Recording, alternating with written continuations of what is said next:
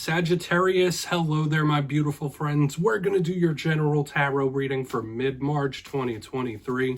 Thank you so much for joining me today. You know I appreciate each and every single one of you. So let's get right down to business as usual and start you off with an oracle card, just so we could dip our toes into energy and see what's going on for the lovely Saggies. I hope you're all doing fabulous, my friends. Let's get it going here. Talk to me, my God. Shuffle it up for Sagittarius, please. And yeah, we're just going to take a real quick look at this first card, then we'll get into the full reading itself. And at the very end, I'll pull you a bonus card from the Shadowland Tarot, just to see what might be in the shadows or what shadow work you can lean in on, which is always interesting. But let's get this first card going. What's up with my Saggies, please, guides? Talk to me. All right, real quick. Okay, I haven't seen this lovely lady in quite a while. This woman has a lot of things in her hair, on her mind, in her head, which this card I feel could be extremely good, but it could be a little mentally exhausting. Now, before we dive into that, if you're new here, I'll be speaking about the March subscriber surprise towards the end, so you might want to check that out. Also, if you could kindly illuminate that like button by tapping right on its third eye, you know I'd greatly appreciate it. But enough of the promo, into the reading. Have a look here at this very intriguing card. So we see this lovely lady with the beehive hairdo. She has different creative implements in her hair, on her head. So the positives of this is that you could be having really great ideas. You could be extra creative. You might need some sort of creative outlet, whether that is music, whether it's writing, poetry, knitting, whatever it might be. You might just need some sort of creation outlet here. Okay, or spirit could be saying anything in that realm where you bring something out of the etheric into the material could be highly, highly favored. However, this could also represent somebody with an extremely active mind when I see it. Somebody who has literally a lot of things on their mind, a lot of things on their brain. So in this time, if you're overthinking, if you have a lot of stuff that's just going through your head at all times, you might want to take some me time. That's a vibe I always get with this card. But let's put it down there. We're going to get into tarot now. And I always say that first card doesn't make or break the reading. It's just a footnote. But let's get you 3 cards in the upright before we get the intuitive stuff flowing. So let's shuffle it up. Let's see what we have for the Saggies, please. That first card, I like when she makes an appearance, right? I do feel it's more positive than negative, though. So, last week's reading was titled A Massive Omen. And the reason it was titled that is because I was seeing my cards of omens, signs, synchronicities from spirit. So a lot of you in recent times could have been catching a lot of number signs, interesting dreams, being led down a very specific path. That was like a huge thing about listening to spirit, if you can, if you could spot the signs, if you could feel it.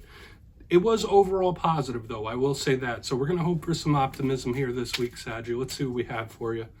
Let's get you 3 cards in the upright. And as you know, every reading is very fluid. Only take it how it hits for you. Energy is never set in stone, and there's a lot of Saggies out there, right? Could be seeing your energy or somebody else's. Let's get these 3 cards. What do we got for Saggy, please? Deck's being specific now. There we go. Thank you. All right.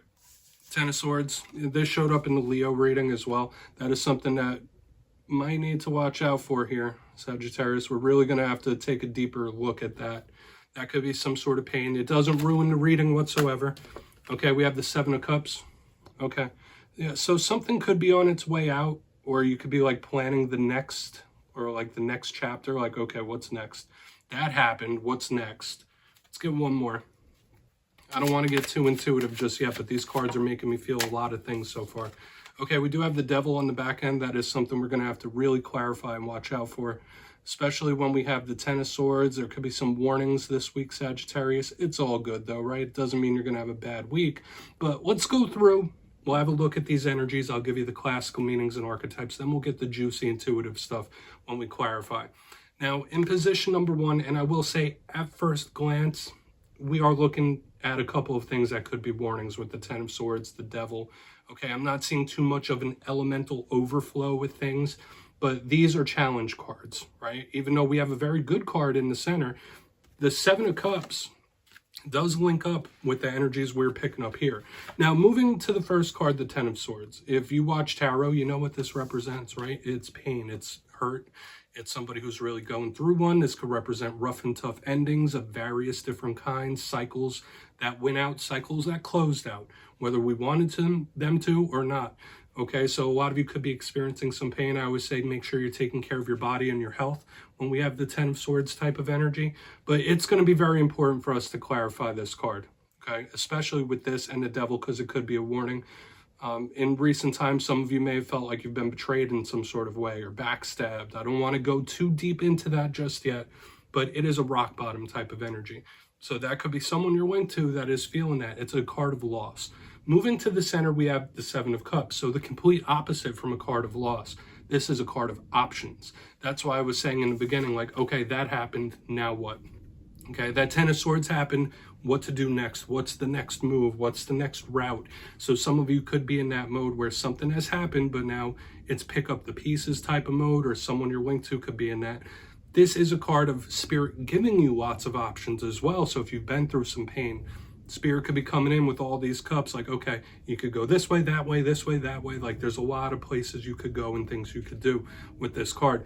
But once again, the Seven of Cups is an imaginative card. It's a daydreaming type of card, a card of somebody with a very active mind. So we could be looking at the realm of someone's thoughts, what they're thinking, what they're feeling. So all of these cards feel very important this week. I mean, usually at least one or two of the cards, they feel like they lead the reading off, but I'm feeling like each of these cards could have the same amount of importance. Moving to the back end, we have the Devil card. If you're linked to Capricorn, that's what that card could mean. Not saying Capricorns are devils by any means. It's just because of the goat symbolism that they get that link to this card. You might have Capricorn placements, but when we see this Devil card, it can represent a whole slew of challenges and different things. And I'll just list off a few. This could represent someone who has obsessions. This could represent addictions. The Devil can also represent somebody who has lost control of something or can't control or wants control. It could also represent toxic connections and relationships when we see this card. So there's a lot of challenges involved with this Devil energy that we want to look at. Now, luckily, at this stage of the reading, we're just seeing some topics, right? Because the clarifiers could really change the game on what's happening here.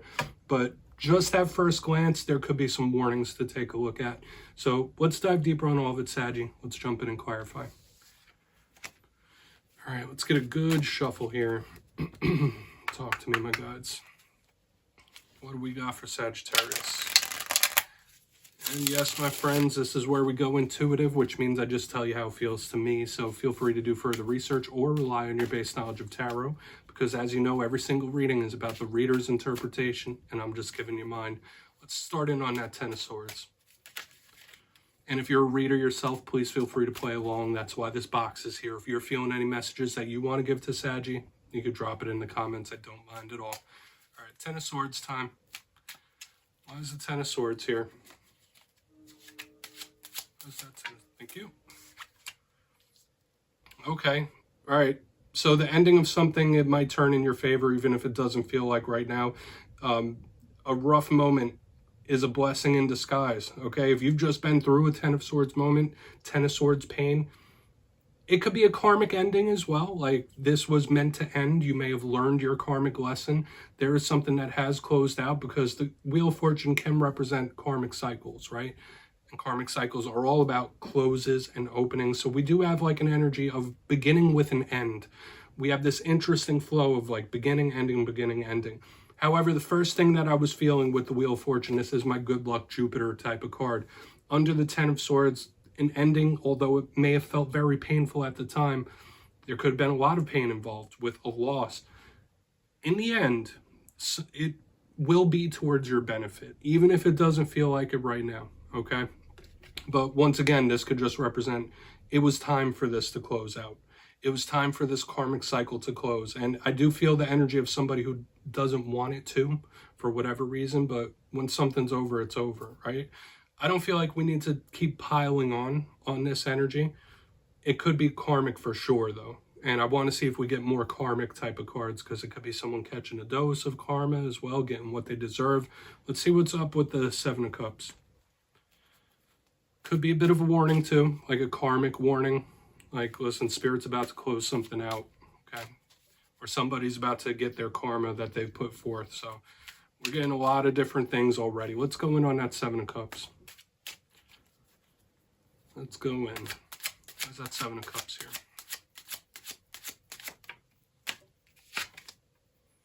Eight of Pentacles. Okay. Yeah, this is somebody who is willing to rebuild from something. And it's giving me like the death card type of imagery. Okay, like from the ashes like a phoenix, or from the close of something a new beginning springs forth. A lot of you could be in a time where you're either trying to change your occupation, find a new job.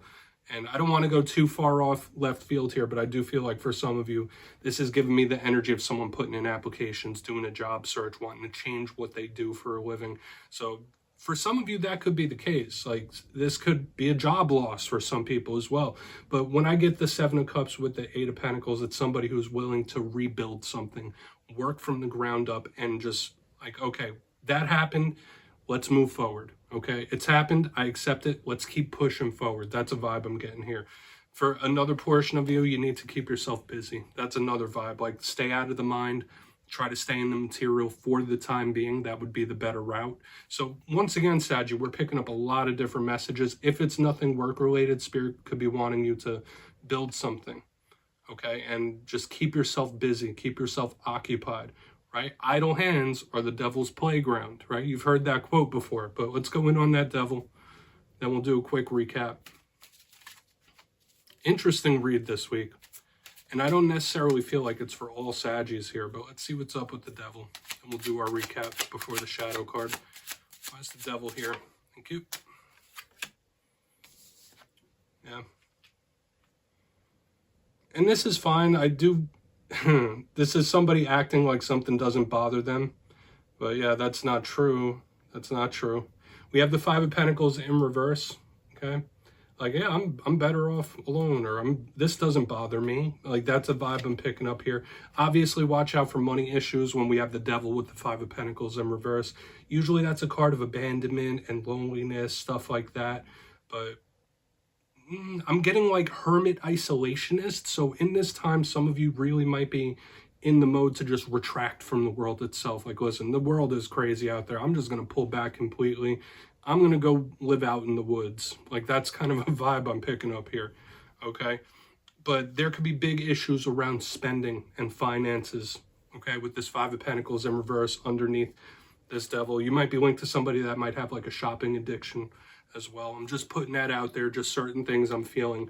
But this is giving me that hermit retracted type of energy where you might just be tempted to just pull back and be like, listen, all right, I'm okay. I'm okay. But I don't quite believe this energy. So if there has been somebody that's pulled back in your life recently, that's retracted and you haven't been hearing from them, they're not okay. Like, that's a vibe I'm picking up here. I don't mean to chuckle, but that's just how it feels to me. We have a lot of stuff happening here, Saggy. And of course, these two ends can be important warnings, right? Because we have the energy of loss and ending here. But let's go through and do a quick little recap so I could give you some of the messages I was feeling if you kindly look in the box. Position number one, we have the dreaded Ten of Swords with the Wheel of Fortune in the upright. So this could represent some sort of ending that was actually to your benefit, like a blessing in disguise. This could also represent a karmic warning where Spirit's saying like, hey, this cycle is about to close out, be ready for it. Or a karmic ending, of course. But moving to the center, we have the Seven of Cups with the Eight of Pentacles in the upright. It was giving me job search vibes. It was giving me the vibes of somebody wanting to change what they do for a living, not being satisfied with their work. And another thing, stay out of the realm of thought and into the realm of material. That's one thing Spirit is asking someone to do. And it is somebody that's willing to rebuild from the bottom up, which is okay. But moving to the back end, we have the devil with the Five of Pentacles in reverse. I do get somebody like trying to act like everything is okay, but that's not quite the facts. It was giving me hermit vibes where somebody's wanting to just like retract and say, screw everyone, screw the world, I'm going to the woods. And another thing I was picking up here is like, watch your spending, please. Like, don't take on too much debt. And it was giving me, there might be someone you're linked to that might have like a shopping addiction. Of course, I'll just put that out there. Or some sort of addiction where they're spending a lot of money on it. So just do with that what you will, Saggy. I'm going to get you one shadow card. Let's see what's going on here. And obviously, with all those messages, I'm not coming at any of you sideways. I'm just telling you what the cards make me feel, okay? Let's see what's in the shadows here for Sagittarius. Talk to me, my guides. And yeah, whether this is a shadow within yourself or something you don't quite see, I always find this as an interesting introspective portion of the reading. And we do have the Ace of Cups in the shadows. This could be a big card of emotional offers. This could be a card of new beginnings. as well. But remember, we're looking at the shadow side of this. When I see the shadow side of the Ace of Cups, this is an energy of someone that is extremely sour emotionally, or someone who feels a bit of disdain. Okay, so just know there could be somebody or something that's feeling a bit of disdain when we have the Ace of Cups. Could be looking at romance or love things with a very pessimistic lens as well. I feel like I need to give this message. Don't feel like you need to rush into a new beginning, right? Don't force anything new into your life in this time. If a new cycle starts, then it starts. Accept it. Go with the flow. But don't feel like you have to change this, change that, force anything new into your life. It'll come when it comes. That's just the vibe I'm picking up. If none of that hits, I do feel like for a lot of you, just beware of your emotional state in the coming week. But yeah, Saggy, that's what I have for you this week, my friends. Don't click away just yet, though. I'm going to give you the details of the March subscriber surprise. If you got your name in for the February subscriber surprise, the winners will be announced in my community tab after this week's fire and air sign readings. But for March, I'll be giving away 2 copies of the beautiful Tarot of the Owls. This is a new deck and it is absolutely awesome. So if you'd like to get your name in for this, 2 simple things as always, my friends. First, you must be subscribed, which I'm sure you already are. And second, let me know down in the comments out of this week's reading, which card spoke to you the most. At the end of the month, the winners will be in the community tab once again. My friends, much love to you, and I'll see you next time.